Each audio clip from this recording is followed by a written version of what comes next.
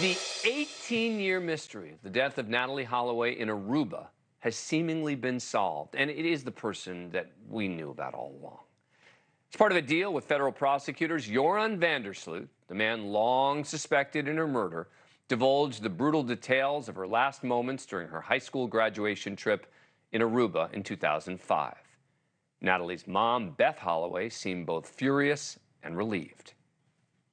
He finally confessed that he killed Natalee.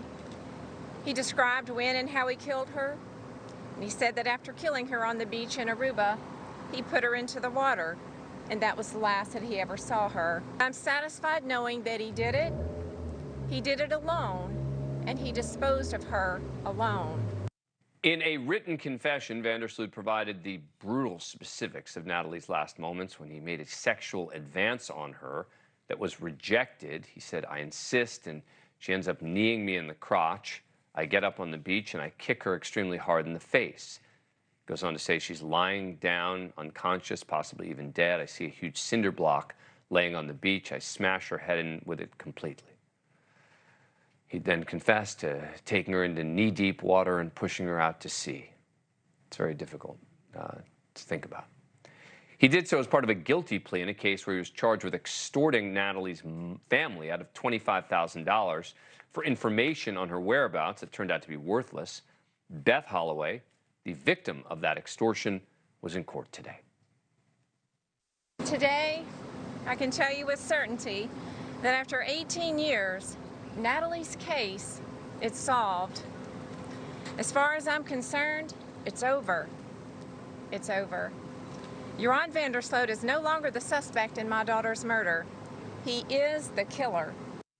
And she described what it felt like to be in court with him today. It feels victorious. I feel like you finally begin to transition from the victim to the victor, and it begins to make the pain and suffering feel somewhat less intense. Remember, Joran is also serving a 28-year sentence in Peru for the killing of a 21-year-old girl named Stephany Flores in 2010. And despite the confession, Sloot is not charged in Natalee Holloway's death, and he won't be. He was sentenced today to 20 years on the extortion and wire fraud charges. But what he gained from the deal for his guilty plea is that those 20 years will run concurrently, meaning at the same time with his sentence in Peru.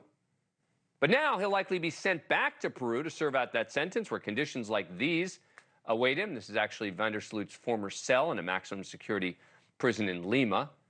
His own lawyer, when asked why his client finally agreed to be extradited to face charges in the United States, said he's imprisoned in the worst prison in the world. Any prison in the United States is a five-star hotel.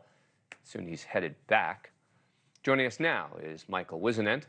He's a former prosecutor who was involved in the 2010 indictment of Joran Sloot. Thank you very much for coming on the program. Appreciate it. All right, so first of all, from a legal perspective, lay this out for us. He's got this 28-year sentence in Peru. He's now got this 20-year sentence here. He could be released early in Peru. Most people are, even in murder cases. How will that all work?